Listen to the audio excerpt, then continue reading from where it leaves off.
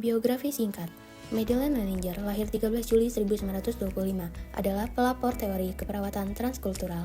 Ia memiliki latar pendidikan keperawatan dan meraih PhD di bidang antropologi budaya. Leninger menekankan bahwa perawat harus sesuai dengan budaya pasien agar efektif, dan perawat perlu memahami kebutuhan budaya dalam asuhan keperawatan. Ia menulis teori kultural care diversity and universality dan mendapat penghargaan Living Legend dari American Academy of Nursing. Kasus pada pasien. Pada saat praktik klinik di ruang bedah RS, perawat Salsa dan perawat Vivi sedang melakukan pemantauan tanda-tanda vital pada pasien pasca operasi apendisitas usus buntu. Pasien mengeluh bekas luka masih terasa nyeri dan sulit bergerak. Perawat memberikan edukasi terkait percepatan penyembuhan luka dan menyarankan konsumsi ikan gabus. Namun, pasien dan keluarga menolak karena kepercayaan budaya keluarga terah pandai di Bali yang pantang mengonsumsi ikan gabus. Menghargai hal tersebut, perawat kemudian memberikan alternatif makanan lain seperti telur bebek. Perawat dan tim media menerapkan prinsip cultural care preservation. Pada pukul 7.30, perawat Salsa dan perawat Vivi menuju kamar pasien untuk melakukan pengecekan tanda-tanda vital. Sesampainya di kamar pasien, "Selamat pagi, Bu. Boleh saya lihat dalam pasiennya terlebih dahulu?" "Perkenalkan, saya perawat Salsa dan perawat Vivi yang bersih pada pagi hari ini pada pukul 7 sampai pukul 2. Di sini kami akan melakukan tindakan pengecekan tanda-tanda vital, waktunya kurang lebih 5 sampai 10 menit ya, Bu." "Yesus." "Benar, Ibu."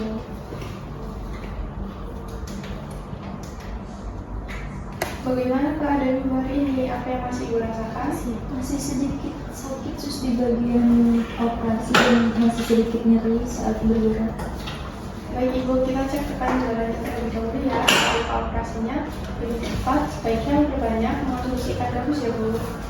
Selain mengonsumsi ikan gabus, sebaiknya mengonsumsi apa ya sus? Mohon maaf Ibu, sebenarnya mengapa di keluarga Ibu tidak boleh mengonsumsi ikan gabus? Dalam kepercayaan kami, keluarga kami memiliki leluhur di masa lalu. Jadi kami tidak dapat mengonsumsi ikan gabus. Baik Mbak, selain ikan gabus, Ibu bisa mengonsumsi telur bebek. Jadi apabila dalam budaya keluarga Ibu tidak boleh mengonsumsi ikan gabus, Ibu bisa mengonsumsi telur bebek.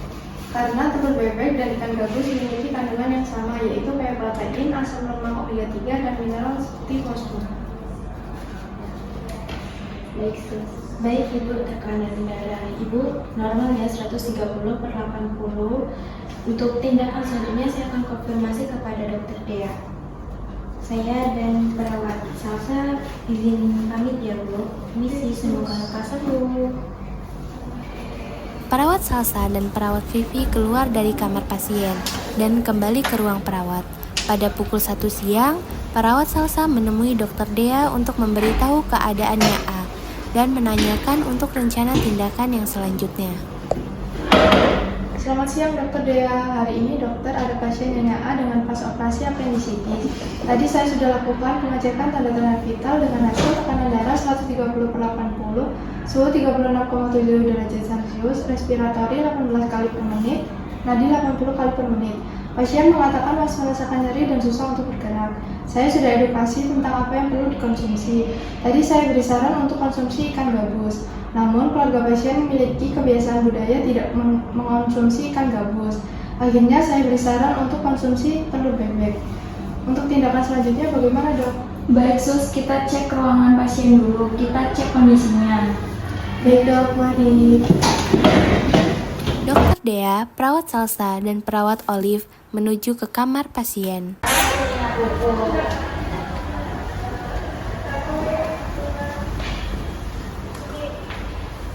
Siang Ibu, bagaimana keadaan Ibu hari ini? Apa yang masih Ibu rasakan? Siang Bu, saya sudah merasa lebih baik dari sebelumnya. Nyerinya sudah berkurang dan sudah bisa bergerak.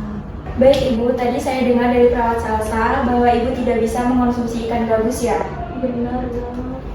Iya Dok, keluarga kami memiliki kebiasaan budaya yang tidak bisa mengonsumsi ikan gabus. Baik Mbak, saya senang melihat tim perawat sudah menanyakan kebiasaan budaya pasien dengan prinsip cultural care preservation. Benar, Dok. Kami tim menerapkan prinsip budaya pasien. Kalau budaya tersebut tidak mengganggu pengobatan pasien, tidak apa-apa. Contohnya seperti mengonsumsi ikan gabus tersebut. Saya senang Ibu dirawat dengan tenaga kesehatan yang mau mendengarkan suara kami. Kadang di tempat lain, budaya kami dianggap aneh. Tidak ada yang aneh Mbak dengan budaya tersebut karena setiap daerah memiliki budaya dan kepercayaannya masing-masing. Jadi kalau budaya tersebut tidak melanggar kesehatan pasien tidak apa-apa dilanjutkan. Karena keadaan ibu sudah membaik, ibu hari ini sudah boleh pulang. Untuk proses penyembuhan luka, ibu boleh mengonsumsi telur bebek, tetapi jangan berlebihan. Nanti saya akan resepkan obatnya. Dan jangan lupa untuk selalu konsumsi obat ya Bu. Untuk makan telur bebek itu tidak apa-apa, tapi jangan terlalu banyak dan jangan makan makanan yang sulit dicerna. Yes, Sus. Baik Ibu, kami dan tim izin permisi terlebih dahulu. Nanti kami akan resepkan obat pulang Ibu. Permisi Ibu.